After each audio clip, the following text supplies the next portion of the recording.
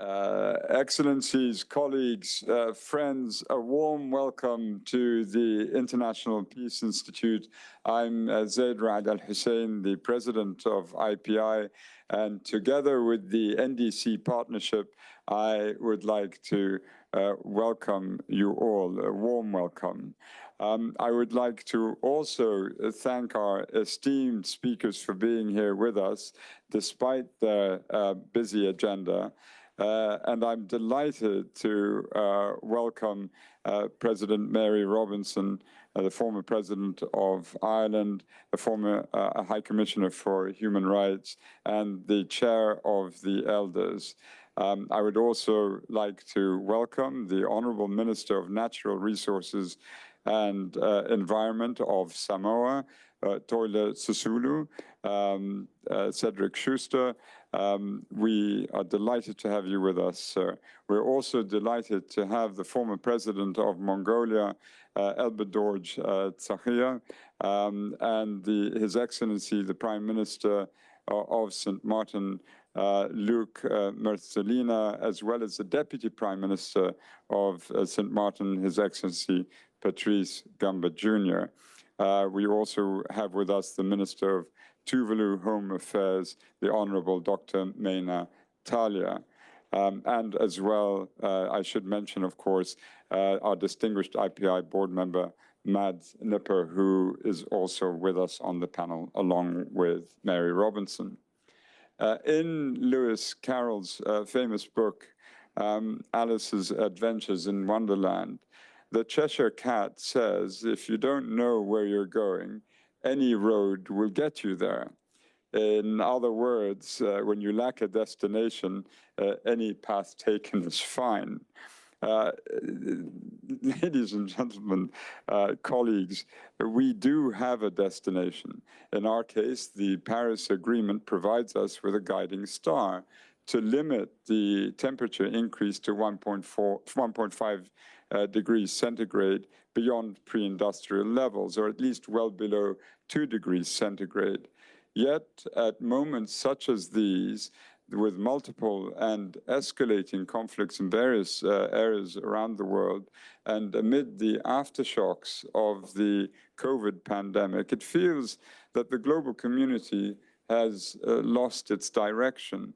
The production of fossil fuels is at an all-time high. Crushing debt burdens constrain developing countries' economies, while rising protectionism in developed countries hinders growth and trade. And just a couple of blocks from here on Wall Street, stock markets are not rewarding those firms who pledge emissions reductions, which are then verified by boosting their stock prices, and therefore the financial incentive structure is still not there. In the meantime, climate impacts are accelerating, and the IPCC's latest report is clear. The more the temperature increases, the more unpredictable and extreme climate change becomes, transforming all regions of the world.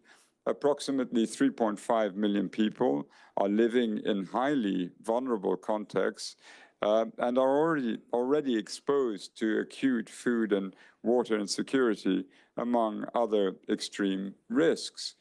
To ensure a just transition by 2050, we simply cannot expose these people to a disproportionate share of additional burdens when it comes to footing the energy transition bill.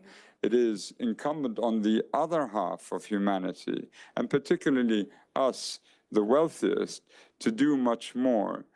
Drastic emissions reductions by us would allow the former category of people to emerge from the most extreme of those vulnerabilities with a little bit of a cushion, and a cushion they need in terms of their own human rights and in terms of social justice.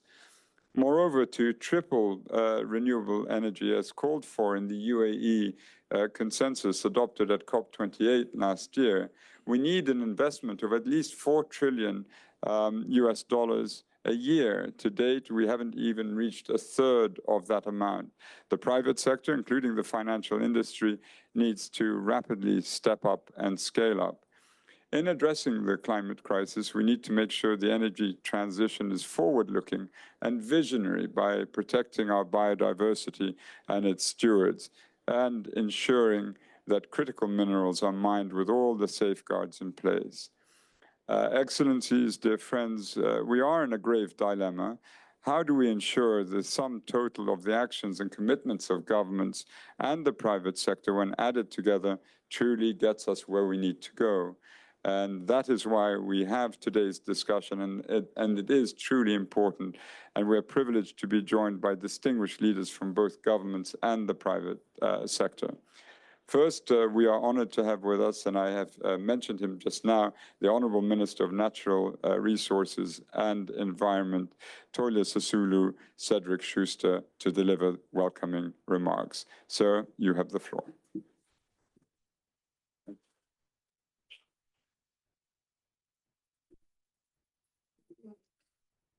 Excellencies, colleagues, friends. I want to thank the organizers for hosting this timely forum and the invitation to speak on behalf of the Alliance of Small Island States. The window to limit global warming to 1.5 is rapidly closing. While significant progress has been made in the renewable energy adoption, current efforts are insufficient to meet the goals set by Paris Agreement. Despite contributing less than 1% of the global carbon emissions, SIDS, or Small Island Developing States, are on the front lines of climate change, experiencing severe consequences such as sea level rise, extreme weather events, and biodiversity loss. The adoption of the Antigua and Barbuda Agenda for SIDS marked a turning point for us to rethink the role of sustainable energy. Investment in a just transition means not just providing electricity, but catalyzing systemic transformations and improving the quality of life in SIDS. On average, SIDS spend over 30% of their annual foreign exchange earnings on fuel imports. This dependence is expensive and renders SIDS especially vulnerable to price fluctuations and supply disruptions. In response, many SIDS have set ambitious energy targets in their NDCs, aiming for 100% renewable energy by 2030. By shifting to renewable energy sources, SIDS can reduce their vulnerability to external shocks and create new opportunities for economic diversification, and becomes the catalyst for transformative change. Coupling sustainable energy solutions with promoting sustainable tourism and agriculture will diversify economies, create jobs, and enhance environmental protection. Excellencies, colleagues, to translate commitments into action, it is imperative to emphasize the importance of seizing opportunities within the evolving financial and energy market landscapes. Over 40% of SIDS are grappling with or are on the edge of unsustainable levels of debt, severely constraining their ability to invest in resilient climate action and renewable energy projects. Samoa is part of this group, where limited physical space restricts the government's ability to invest in renewable energy and climate resilience projects. We must urgently develop a robust climate finance architecture that offers debt relief while removing financial constraints, limiting access to capital. Technological innovations also facilitates energy resilience.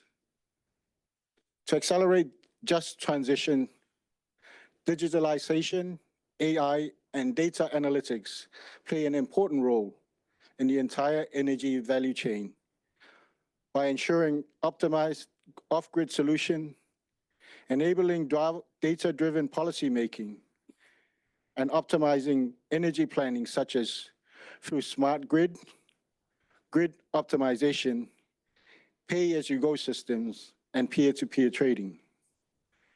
Finally, a just energy transition is not just about cleaner energy mix, but it's also about driving systemic change that impacts society and the environment to ensure that vulnerable communities are not left behind. The ABAS outlines an ambitious pathway for sustainable development with energy as a key priority. As we look ahead to COP29, we must view renewable energy not just as a climate solution, but as essential for future-proofing SID's sustainable development. Together, it is time to reshape the narrative, enabling SIDs to proactively define their energy for development path and emerge as leaders in sustainable energy innovation. I thank you.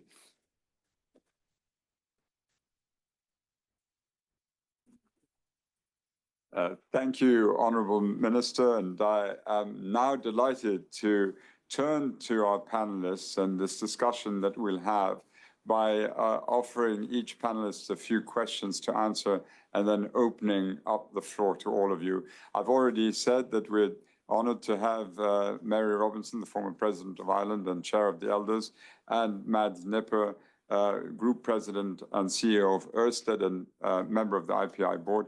I'm equally thrilled and privileged to welcome His Excellency Minister Lars Agard, Minister for Climate, Energy and Utilities from Denmark.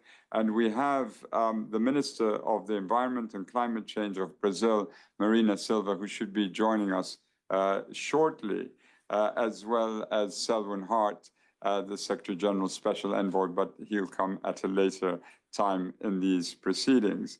Their bios of the distinguished panelists are in the package, and please refer to them. So I'd like to begin, first of all, if you'd allow me, Mary, by turning to you. And I'd like to thank you for your presence and your ongoing leadership on climate. I've been with you at a number of COPs. You are as active as the most active of activists. And you are loud, and you're passionate, and you're principled. In your view, what does a climate-just energy transition look like? And given the urgency of the climate crisis, how can the global community accelerate a just energy transition to mitigate climate impacts, especially for vulnerable populations? So 2 questions now. Well, first of all, Zeid, we do need a very rapid energy transition, and we need a just energy transition. That's the most important. I've just come literally from the launch of this report, a planetary health check, the first planetary boundary health check.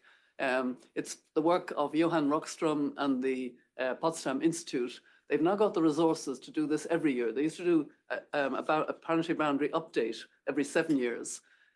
It was scary to listen because he said we only have 5 years in which to really make the transition to be on course for a safe world. And make that transition means implement the commitments, reduce the emissions by 50%,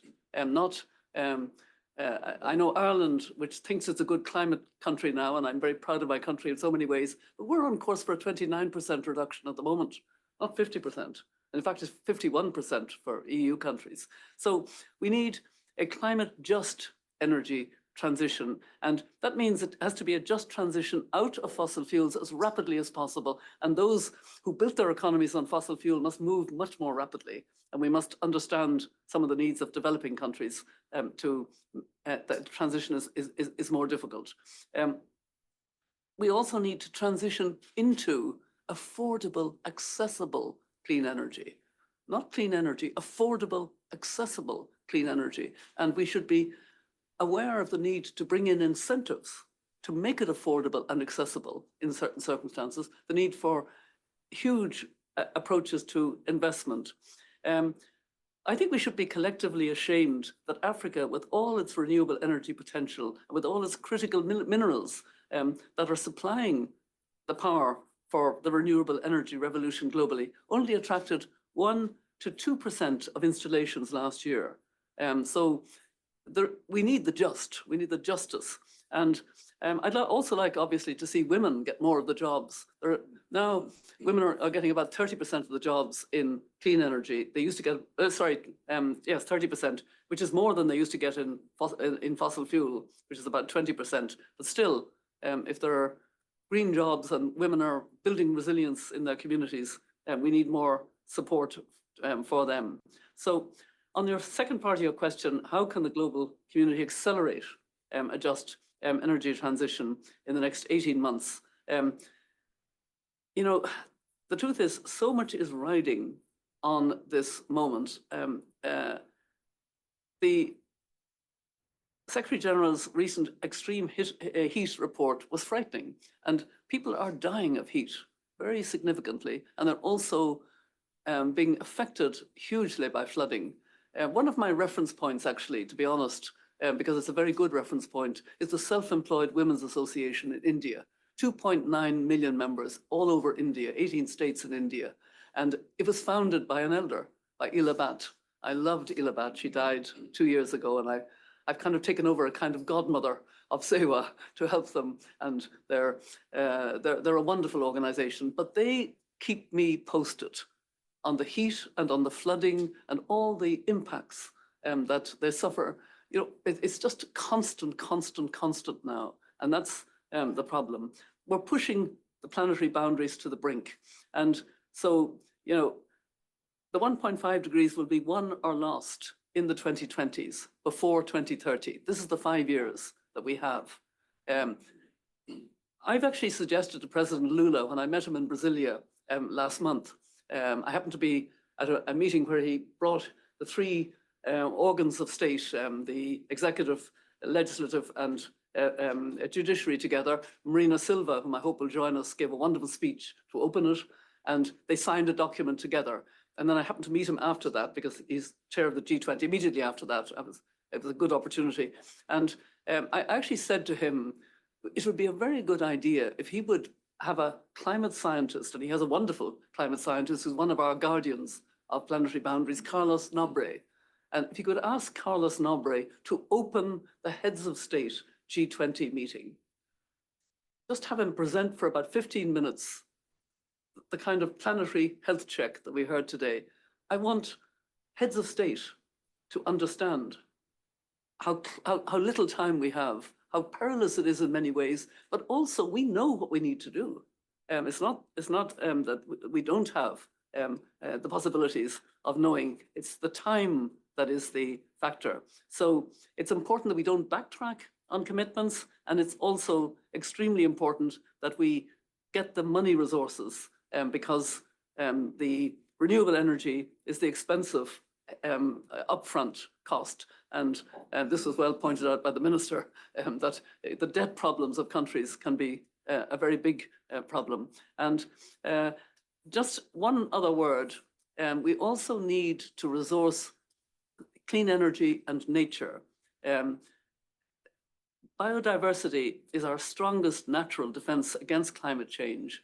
And we need to ensure that the national biodiversity strategies and action plans at COP16 deliver on the 2030 goal of that COP, that we have nature-based solutions that are driven by clean energy, that we make that link, that we don't just talk about climate change, but also, and in fact, the elders, we have a new policy paper. I might as well flag that as well, if I may. And we deliberately talk about the climate and nature crisis. And we talk about what governments can do, what business can do, and what civil society can do. And it's on our website for anybody who would be interested, the elders.org. I suppose what I really want to bring home is both the sense of urgency and the importance in your question of justice. We need a just transition. It is incredible in the 21st century that on the continent of Africa, 600 million people never switched the switch for electricity. 900 million women still cook on dirty cooking. That's all feasible and fixable if we made it more of a priority. Thank you. Yeah. Well, thank you, Mary. And really building on your responses, I'd like to turn to Minister Aagaard and welcome Your Excellency to this panel. Denmark almost has a special status, a special experience. And how can your country leverage its energy transition experience to influence global efforts? And the second part of the question is, what are Denmark's key priorities in its nationally determined contribution and the climate finance efforts, if you would enlighten us? Good afternoon, ladies and gentlemen, and thank you for inviting me to share my perspective. So Denmark is a small country. We represent 6 million people. We represent 0.1% of global emissions. So why listening to what Denmark has to share? Well, I hope you want to listen, because I think we have taken some bold position when it comes to climate change, and of course also supporting the poorest countries in this world. So let me break it down a bit what we are focusing at the National Climate Strategy. We have set a target for 2030 that we will lower our emissions by 70% from 1990. Right now the calculation is so that we will meet that. The big chunks within that is, of course, a fast expansion of renewable energy. Offshore wind plays a key role. That means that we will close the remaining coal-based power plant within a very short time frame. We will see an electrification of industry and transportation sector that a few years ago unexpected, so it goes very rapidly now. So we see a drop in the emissions from the transportation sector, which is in general quite difficult.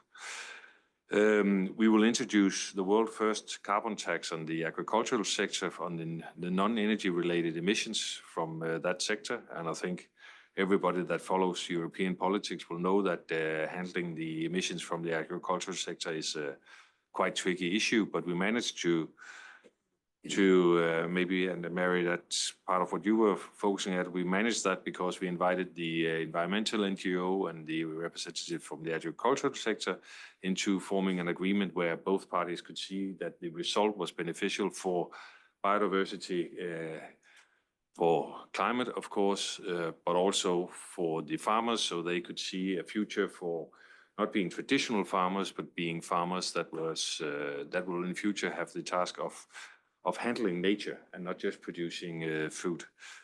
But we need more than that. So we go for CO2 storage and capture, and we will meet our 2030 target. When we're then looking beyond 2030, what can a small country such as ours do? Well, we have storage capacity for CO2 that far exceed whatever will be captured in Denmark. The seabed around Denmark can host much more renewable compared to whatever will be consumed in Denmark. So for us, and that is also, it's a political decision that we would like to bring storage capacity to the European market so that it can be utilized by neighboring countries, helping them meeting their climate targets. So we're looking for solutions that are bigger than what we will use ourselves. Denmark is, we will in the second half of 25 we will hold the presidency of the European Union. So when it comes to the future NDCs, a very, very important negotiation that lies in front of us is deciding on what should be the next target for the European Union. Denmark was the first country, the Danish government was the first government in Europe that said that we wanted a target in line with what science told us, so a minimum 90% target by 2040.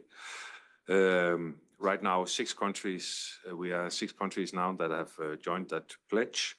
We hope to see more countries joining it, so it can be the ambition for the total European Union. And in our mind, the EU must keep pushing for higher ambition globally, so there's an important role there. On the global level, Denmark has bilateral energy partnership with countries all over the world. I think it's plus 30 countries by now. We share our experiences because part of handling this crisis, we need private investments.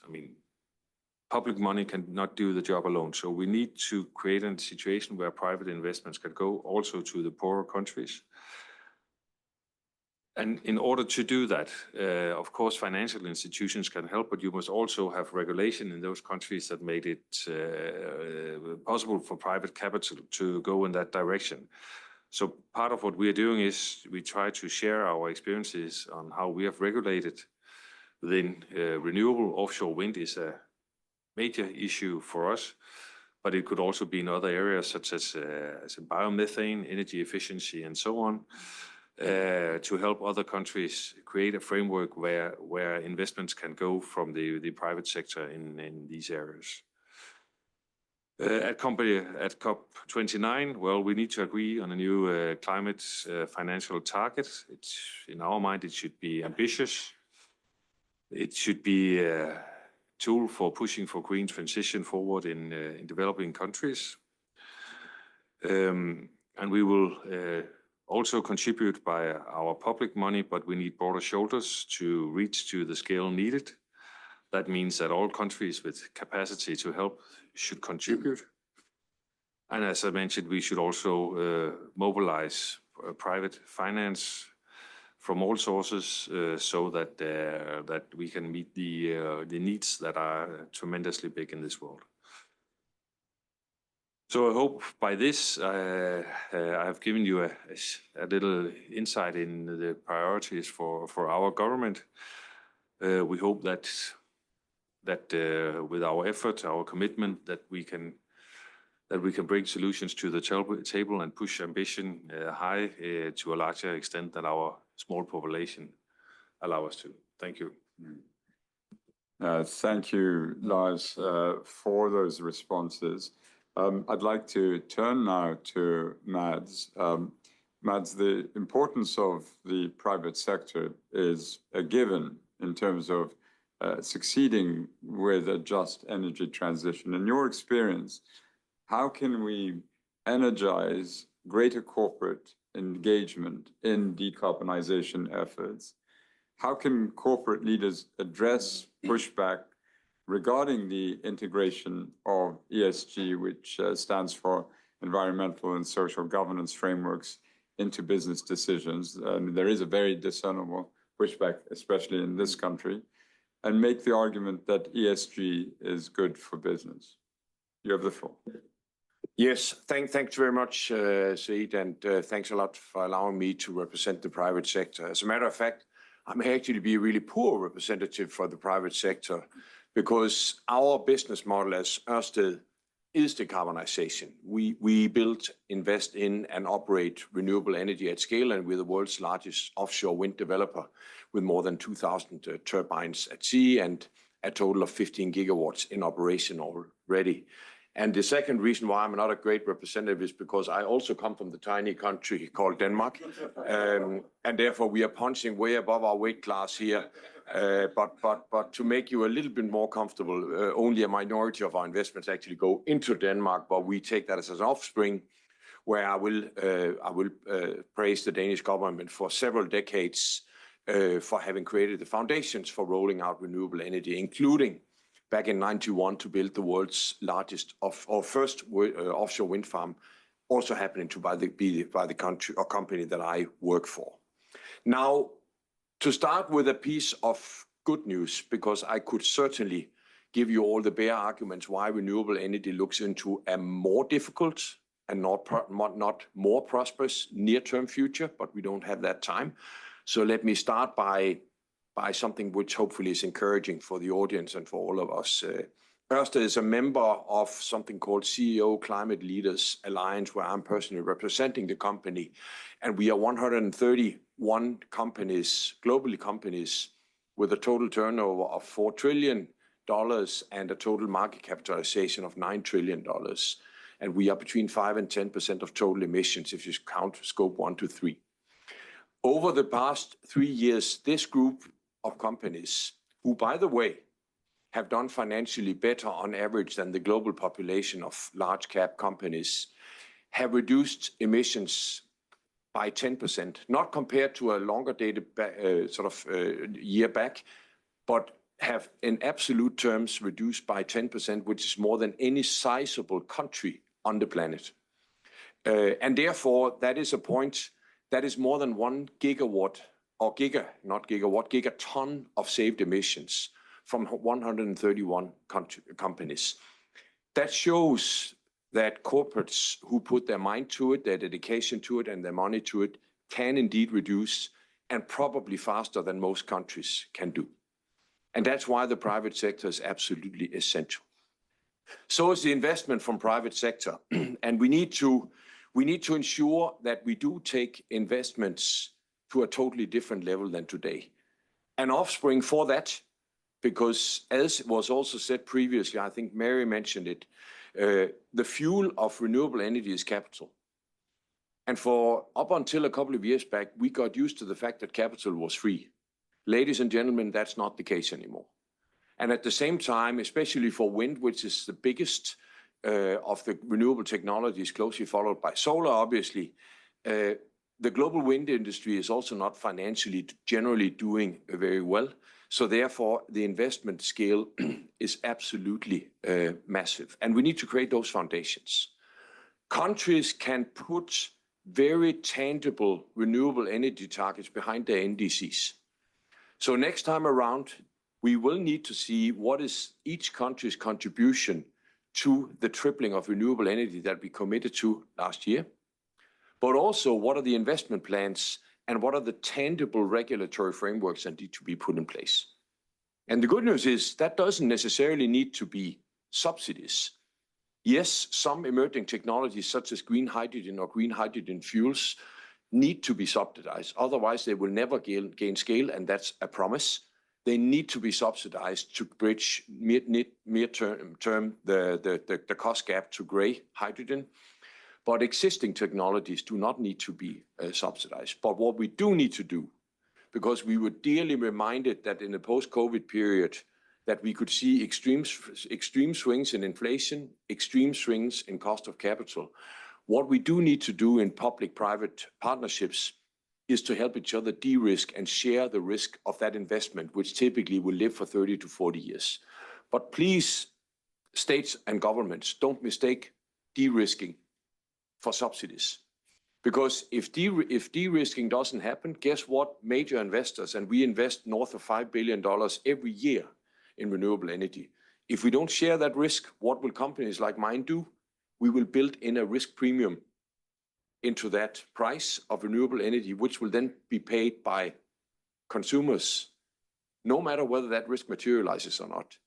And if the risk doesn't materialize, if we share the risk, the consumer will not have to pay for it. So de-risking of long-term investments in renewable energy is a benefit to everybody, not to the companies who do it.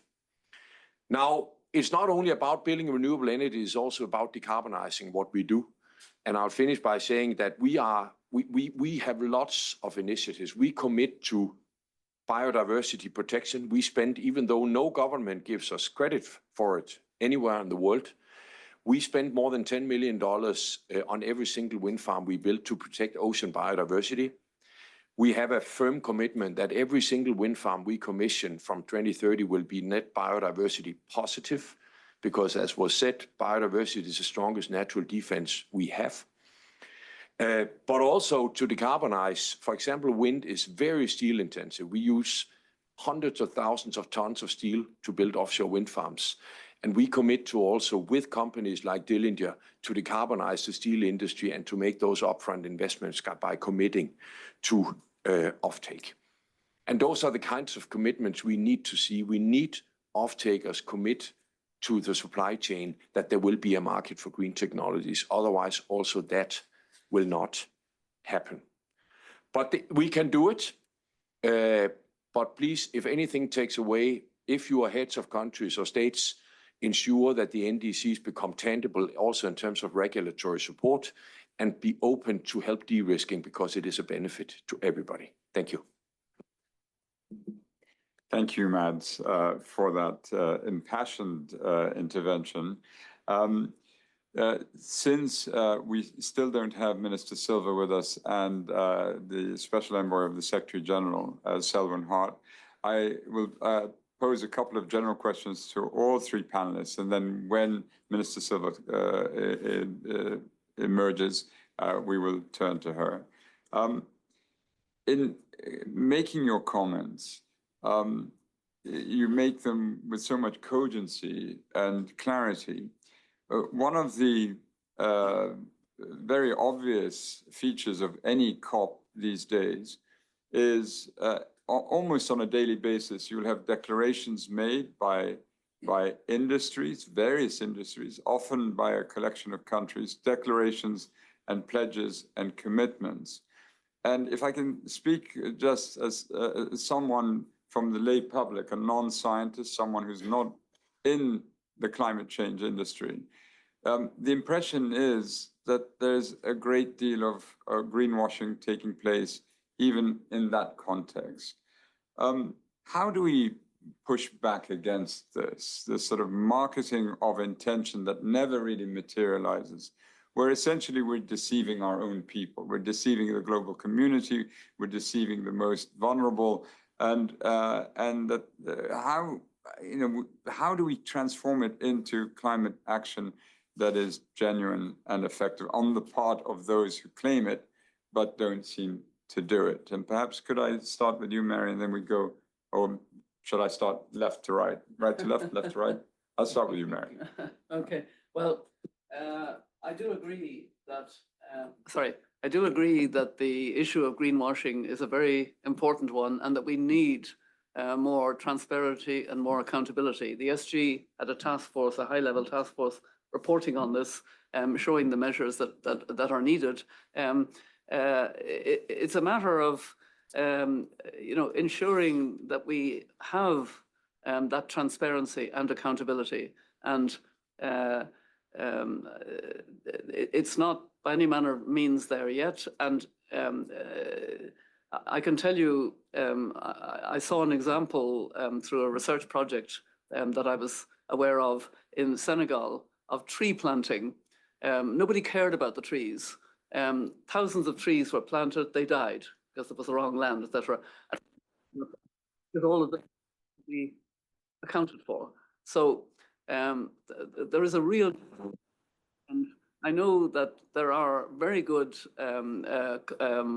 NGO companies and organizations like Carbon Tracker, etc., who are trying to monitor and to hold to account. But actually we need more real regulation at the government level in order to ensure that companies, and there are genuinely companies that are committed and they are doing very significant work. I actually belong to the B team of business leaders, and we had a conversation the other night at a dinner, very like what you were saying, Mads. They are doing more than sometimes credit is given for, but they're still a minority within a much larger world where shortcuts and greenwashing and is all too common. So it's a huge problem, and we're still not on top of it, and we need to be. Minister? Yeah, it's a difficult topic. I mean, the starting point must be that we have NDCs that are based on a clear rule book, that they are credible. I would prefer that they would consist of a binding CO2 target.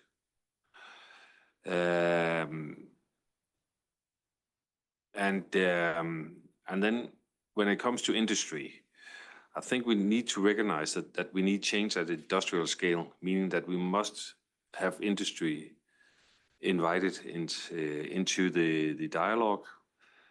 Industries are working cross borders. So they will do business in countries that have a binding target, and in countries that do not have a binding target, they will do business in countries where the notebook behind the NDCs are credible, but also in countries where it's more blurry. So, I mean, I'm not in favor in greenwashing, and one should be critical, asking questions to industries. But on the other hand, we also need industries that are willing to develop and find new ways of working with climate issues. That goes into different kind of projects and so on. So we should also be a little bit, I think don't blame them too much, because we need also companies to be experimental here, and it is, at least the way I see it, very difficult for companies when you go into to scope 3 to be in total control of what actually will happen there. But the starting point must be credible NDCs and based on a clear rule book, preferable with the binding CO2 targets. That should be the starting point. Thank you, Mads. Yes, thanks a lot. I do think that, as Mary said, the common standards and disclosures will help. So ensuring that those who actually do take action, that it also becomes visible out of objective standards. I do think that the single most important key to avoiding greenwashing and to ensure that real action is taken starts with investors. And I am generally, I'm an optimistic person, but I am discouraged to see what has happened with the investor community the last couple of years. I'm a CEO of a Fortune 500 company, and over the last 24 months, I have gotten zero, not one ESG-related question in hundreds of investor dialogues, not one. Yes, and last year we had a financially challenging year because we had to abandon some offshore wind projects that have become uninvestable. But nonetheless, having one of the world's largest companies in our industry not getting one ESG-related question is a disgrace. And I think we need to, in our mind, in my mind, what we need to do is we need to find ways to mobilize the world's, if not the entire world's, then the most progressive pension funds, sovereign wealth funds, to try and create a different investor momentum. And to give you a very tangible example, major oil companies from not least the part of the world where we are now, who have not made very firm targets, were financially rewarded by that, as opposed to their European counterparts who did make firmer targets, to an extent where the European companies almost become hostile takeover targets at risk. That is a very, very discouraging fact that investors do simply not take into account the future-looking perspective of what is cheapest. Because if you look at green solutions today, are they generally more expensive than today's fossil fuel solutions? Yes, given what has happened with cost of capital, in many cases they are. But if you account for what we all need to do as business leaders and state leaders, by the way, to say what will be the cost of fossil fuels, including what will come towards it in terms of climate risk, mitigation risk, then green solutions are by any standard cheaper. And if that is not recognized by long-term investors, then it will be difficult to create something which will create real momentum, except companies like the 131 I mentioned before, who has a deep and profound commitment to continue decarbonization no matter what. And then the final thing, and sorry for giving a long answer, it's also very much about innovation. So I'll give a tangible example from our company of why innovation can drive something which is both attractive for investors and for the world. Namely, one of the most damaging parts of establishing an offshore wind farm is putting 1,000 tons heavy steel foundations into the seabed. Today, that happens with an impact hammer, which makes 200 decibels of noise, which can kill mammals kilometers away from where it happens. And what we have invented and will start scaling globally as soon as we possibly can is a noiseless foundation mounting, where we're reducing noise by 99% by very high pressure jetting, so we can literally sink a foundation into the seabed. And guess what? We can do that at 10% lower cost for that foundation mounting. If we can get more innovation like that, we can also ensure that companies and investors who really don't care about anything but money will also get a push behind what is best for the planet. It's sobering what you're telling us, Mads. I think we're all in. You'd like to think otherwise, but what you're saying seems to be reflected, as I was saying, in the way that the markets treat the companies or treat corporations that seem to be doing the right thing by not essentially boosting the stock price that ought to be or at least it ought to be reflective of the right measures being taken in this regard. I'd like to turn now, because I know we have the Director General of the Ministry of Environment, I believe, of Rwanda with us. And if I may turn to you, ma'am, to say a few words from the podium in lieu of Minister Silva, who regrets that she can't make it to our panel. So you have to speak on behalf of Rwanda and Brazil at the same time. I'll give it a try. Yeah. Thank you so much for the opportunity to contribute to this discussion. It's very inspiring that we've just learned from the panelists. And I think the catch is to put it from discussion to real action. So as we address climate change, it's very important that we don't just, think about the 1.5 degrees centigrade. It's very important that we keep it at the back of our mind. But it's more important to remember that there are real lives. There is a human face behind the 1.5 degrees. That in Rwanda means that if the 1.5 degrees is being exceeded, is not attained, means we are losing lives. And this we have already started seeing across the world. Last year alone, we lost around 130 lives in just 24 hours. And in addition to the loss of infrastructure, the hard-earned infrastructure that we are still struggling to repair. And this can only be worse. At least the science is very clear on that. So back to today's subject of discussion, just transition, just energy transition. In my simple definition of what this means, it means having energy, clean energy for cooking. We can have so many definitions, but to me, that would cover it all for now. And this is why people in my country, 80% of the households, 80%, 80, are depending on firewood and charcoal for cooking. Imagine we are struggling to grow forests, maintain them, and we are also using 80% of those forests to cook. You cannot tell women like me to look for cleaner energy because they need to provide meals to their families. And what that means, we are competing directly with our global targets to reduce on the emissions, but also to on the biodiversity 30 by 30 global target. So that is the picture at home. How do we turn this around?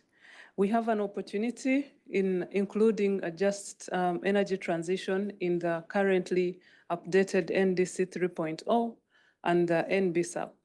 How do we add this very important component to such a way that it's going to influence or guide the activities and interventions going forward? And we have so many lessons. We have 2 decades of learning, of experience. So we just need to do it the right way this time around. And as co-chair of the NDC Partnership and as incoming co-chair, Brazil, we are calling on everyone to have this very well addressed in our NDC 3.0.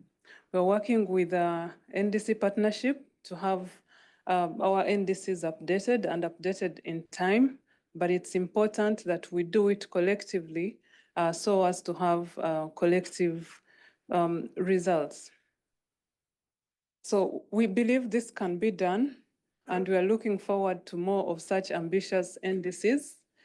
We are happy to engage further because it's through such national strategies that we are going to be able to shape the future going forward. Thanks again for the opportunity to contribute and for this very rich dialogue.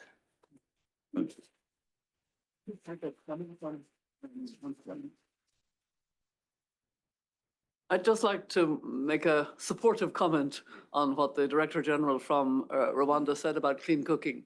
I attended, possibly you did as well, the summit on clean cooking, which the International Energy Agency organized in May, I think, of this year, April or May, yeah, May.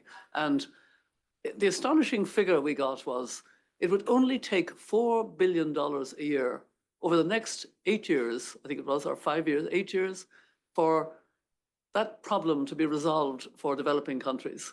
It's just interesting. The money we spend, on armaments, on even on, huge energy, $4 billion a year. And, I do remember, welcome, Selwyn. I do remember my father, a medical doctor, taking me as a young girl. I was the only girl among 4 brothers, and I loved going out with my father because he was a great storyteller. And he was telling me about the importance of rural electrification, which had just begun to happen in the west of Ireland, which I come from, during my early years. It was there, but it was new. And what he said to me was, it took women out of drudgery. And you think of the drudgery, that word, of going and out early in the morning to get the firewood, to get the water, etc. 5 in the morning or 4 in the morning, and then working, feeding your family, and then maybe going again and then despoiling the trees. And this shouldn't be happening in the 21st century. That's the reality. That's why we need this just energy transition socially as well. And that's why I always mention affordable, accessible, clean energy. Not, that's what's really needed. And so I was just struck by the fact that you prioritize that, and it evoked kind of a sort of a sense of fury, really. It only takes $4 billion to take 900 million women in Africa alone, and other women, women elsewhere as well, out of that kind of drudgery. What's wrong with the world? We need more women in power.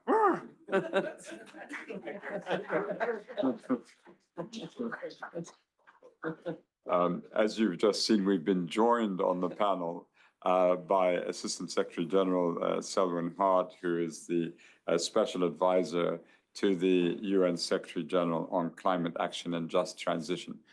20 years ago, I was appointed advisor to the Secretary General. I was never a special advisor. So Selwyn has special gravitas. Selwyn, congratulations on the recent launch of your critical minerals report, the panel, and thank you for being here. My first question, I have 2 questions to you. We've sort of held them in suspension. The first is on the NDCs and the second on the international financial architecture reform. The national determined contributions are at the heart of the Paris Agreement, and 2025 is the year of renewed ambitions, or a renewed ambition for NDCs. What would you like to see in this next generation of NDCs from countries? And the second question on climate mitigation and adaptation and loss and damage all require much more finance than the current climate finance goal. Where do you see the biggest opportunities for international financial reform, and which doors can we push open to unlock greater climate finance? And you have about 30 seconds for each. Thank you so much. And I really want to continue to thank you. Every time you call, I'm here.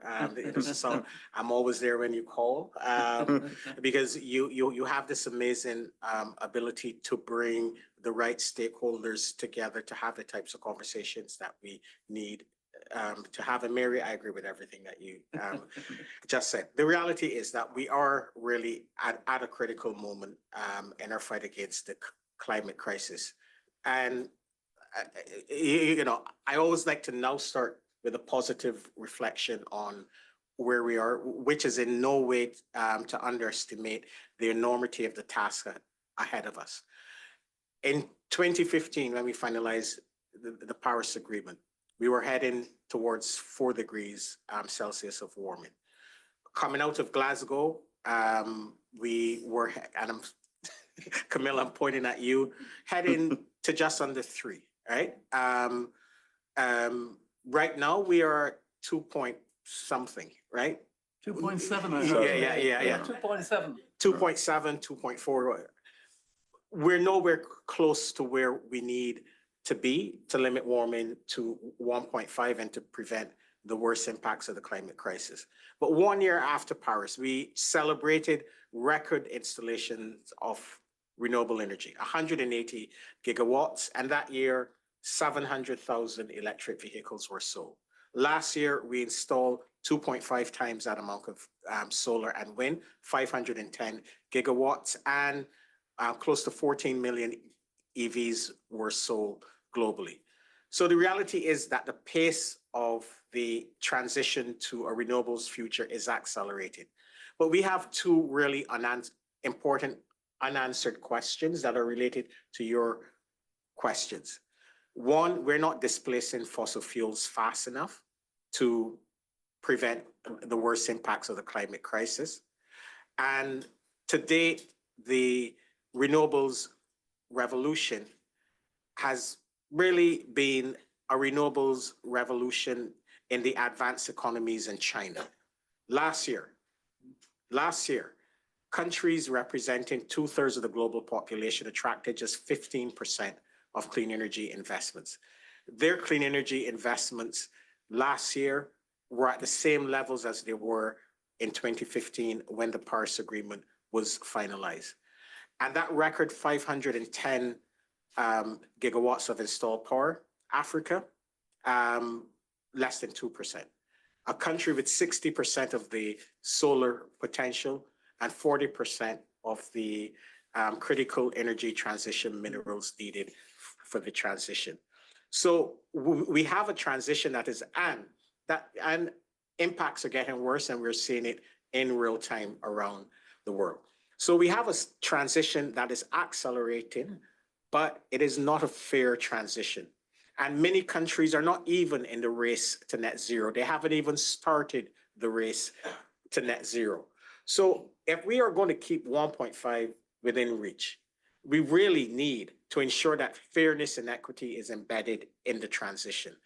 And this is where I believe we need to seize the opportunity of the next round of NDCs, right? We need NDCs from the G20 and the larger economies that are not only ambitious and 1.5 aligned, as they promised to do in the UAE consensus, but are backed up with the quality and policy measures that provide them with the credibility towards meeting whatever goals are contained. You know, right now around the world, countries are spending 9 times more to make fossil fuels cheaper for consumers than they are in cleaner, cheaper alternatives. So we have this perverse system where governments continue to spend taxpayer money on fossil fuel destruction and while they're cleaner alternatives. So we need to ensure that part of this fairness, this justice, we need to ensure that the cheaper alternatives, as Mary, you just said, I heard it, are made affordable around the world. And that 2/3 of global population, we need them to not only start, but catch up in the race to net zero. And this brings me to the finance issue. Finance is not a problem. Money is not a problem, as we've seen with COVID and other things, right? It is not a problem. And the challenges that the developing countries face are well known. High levels of unsustainable debt, the high cost of capital, lack of fiscal space, issues with the policy and regulatory environment. And we have the institutions, we have the finance really, but they're not working together. And on the issue of debt, right? We've seen this in other times, at other times in human history. Right now, low income and low middle income countries are spending 24 and around 13% of their export revenue servicing debt. Low income, the poorest of the poorest, 24 and 13% of their export revenues servicing debt. Immediately after World War II, Germany's export revenue to debt service was capped at 5% because it was recognized that Germany needed fiscal space in order to grow and rebuild their economy. And I hear muted silence when low income and low middle income countries continue to raise the alarm about the high levels of unsustainable debt. And many of the frameworks and initiatives that have been put in place, quite frankly, are merely scratching the surface and not helping these countries to not providing these countries with the fiscal space that they urgently need. And yes, there is tons and tons, trillions of private finance. But the reality is that private finance is not going to the emerging economies and to the developing countries. The cost of capital, be it debt or equity, is 2 to 3 times more in most of the emerging economies. On equity, investors are asking for about 5 to 8, 9, 10% in Europe and the United States. In Africa, 30%. Right? So we have to address these issues. We need the financial institutions that have been tasked with it to work much better together, to be scaled up, etc. And I was heartened to hear that the new UK Foreign Secretary really made a commitment to fight, he didn't use fight, but to lead on growing the size of the multilateral development banks and the World Bank in particular. Right? So we know that we need a newer MDB system. We know that we need cheaper finance to attract and de-risk it. We know and we have these tools, but quite frankly, the system is not responding to the with the speed that a crisis of this nature. So I am hopeful, and sorry, and I'll finish now because I've taken way too much time. I'm supposed to 30 seconds. Let us not squander this opportunity.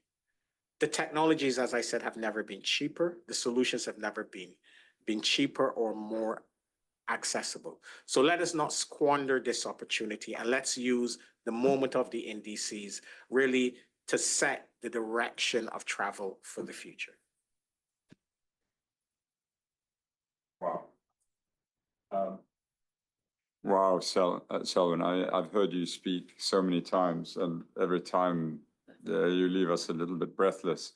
If this is a jigsaw that has to be carefully orchestrated, or an orchestra that's not playing well and needs a conductor, who is to do that?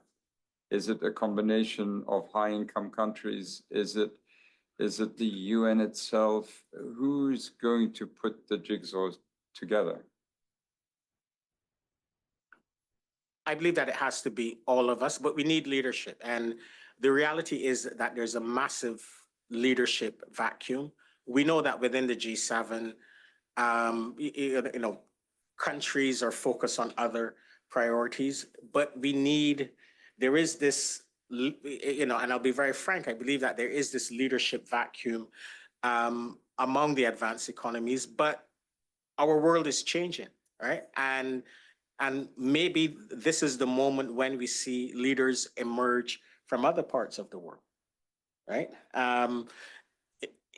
Whenever there's a vacuum, there's something to come and fill it, and we have this massive leadership vacuum, and we also have a massive breakdown in trust between the global north and the global south. And we really need leaders who are able to reach across divide and the divide and help to restore and rebuild trust. Now, what are we going to do as the United Nations? And the Secretary General has clearly laid out the agenda. We don't have lots of money. Our tools are his voice and his ability to convene, and the ability of the UN system to be close to countries and provide them with the technical advice and support that they need. And we're going to deploy these limited tools to the maximum effect. And you cited one example where we know that there's a massive demand for these critical energy transition minerals. And we also know that if this demand and this rush for critical energy transition minerals is not managed properly, who will suffer? It will be the resource-rich developing countries, their peoples, and their communities, who will again be relegated to the bottom of supply chains through exploitative practices.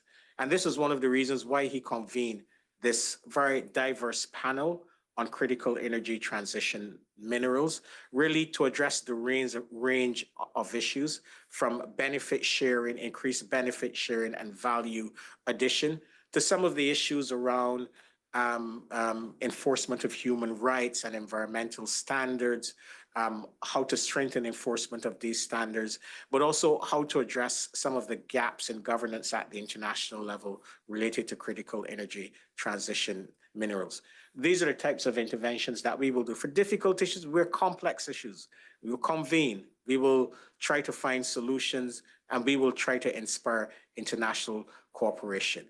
We cannot solve this issue without international cooperation. You know, countries will not agree on everything. I don't agree with you on, you know, I'm a Liverpool supporter. Yemena is a supporter of Arsenal and Camilla, but we unite on those issues that we can agree on. So international cooperation and strengthening international cooperation will be key. And we will do all that we can to bring countries and other stakeholders, because that panel also had a very strong voice from indigenous people, from civil society, from young people, and also the industry, right? To try to find common solutions to our shared challenges, but also to see how we can benefit from some of the opportunities of a clean energy future. Yeah, I'd like to turn to the audience for questions and answers, but before I do, would any of the distinguished panelists like to just comment on anything that Selwyn said? Denmark has always been impressive at COP, so he suggested that a high-income country take the lead. Ministers, I nominate Denmark on this. Would you like to comment? That must be the fastest career in climate diplomacy that anybody had, because I've only had the position for Minister for Climate for like 3 weeks. So thank you for that trust. No, I mean, my hope is that Europe can be part of that leadership coalition that you're asking for. So therefore. For Denmark now, as we will be having the presidency of the European Union for the second half of 2025, I think for me, it's more important how Denmark can play that role, unite Europe around an ambitious climate target, willingness to engage in the financial trade issues that are linked to what we are discussing. So even though that it was very kind of you to ask Denmark as such as to take a leading role. I think our leading role for the year to come will be trying to lead the European Union, and hope that the result of that will be that Europe can play a positive global role in finding good decisions on COP30. I know you're going to probably close this out, but can I just say the G20 is very key, particularly on the NDCs, because there has to be ambition before next February. And so it's not even in your half of the year. And it's very good that there is a kind of, you know, group of countries that are taking some lead on it. But I think the G20, because it's the G20 countries, if we could get them, all of them, to provide much more ambitious NDCs, that would be very critical. Sorry. Sorry, thank you. So I was told by my distinguished colleague Jimena that I had to wrap up. So please forgive us for not turning over the floor to the audience. The time is always a problem during high-level week. But I'm absolutely thrilled to turn to Christy Ullman, president of the Sequoia Climate Foundation, to wrap this conversation up for us with some concluding remarks. So Christy, the floor is open. The floor is open to you. Thank you. Thank you, Zeid. Thank you, International Peace Institute. Thanks, everyone, for attending. It's been an inspiring way to punctuate, I think, a very full Monday for all of us at Climate Week. I was particularly moved by a lot of things, but certainly Mary Robinson's call for heads of state to hear the urgency of what's at stake for the planet. Now, closing, I could stand up here and repeat the same call to action many of you have heard, and I'm sure you will hear again time and time throughout this week. So the truth is, it's easy to be courageous in this room. We're surrounded by climate champions. We're surrounded by climate champions this week in New York City. But it's hard at home. It's hard when the incumbency is knocking at your door. The politics aren't easy at home. I think some of the ministers who would have otherwise been here could have testified to that. And frankly, it's really lonely. So instead of this call to action, this grand call to action, I think it may make sense just to ask for our leaders in the room to make time to reach out to someone else. If you're on the plane home, if you're in the taxi this week, reach out to someone who you know is instrumental in a decision-making venue here, offer a conversation, offer some support. If you're a funder, you can write up a grant, something I will take on board. These aren't easy challenges, and we all occupy different roles. Even you, Denmark, small but mighty. And I'm honestly quite humbled to be here among such an esteemed panel, but I started my career at the US Department of Energy, and it was my job there to implement some of the policies that were set by my colleagues at State Department, so under multilateral and bilateral dialogues. And at the time, to my younger self, I thought, they had the easy job and I had the hard job of implementation. And I know, like you, or like many of you, like me, we've all played lots of different roles in this ecosystem. And the truth is, policy, ambition setting, and implementation are both critical. They're worthwhile, and they're all difficult. And I think each of us will continue to have a role to play. Funders like Sequoia, we provide a small slipstream of capital to spark a conversation or an analysis or a movement that we hope leads to a much bigger policy change with, of course, a much bigger climate impact. And the people in this room, they have exceptional relationships, allies, opportunities to continue to move the needle in decision-making circles that matter. So I think what lies ahead and what we heard today is that nationally determined contributions, we know that they're critical vehicles that could convey, if done right in a timely manner, the ambition we need on climate, the financing required, and the impact on lives that it could have through this transition. So when we're back together at COP or the next venue, I hope you will have looked across the aisle when you see somebody in a meeting venue, and you will have reached out to someone and offer some encouragement, someone who, like I said, is quite instrumental in the many decisions that need to happen between now and when NDCs are submitted. So I wish you all a productive week in New York City, and thank you so much for attending. Thank you.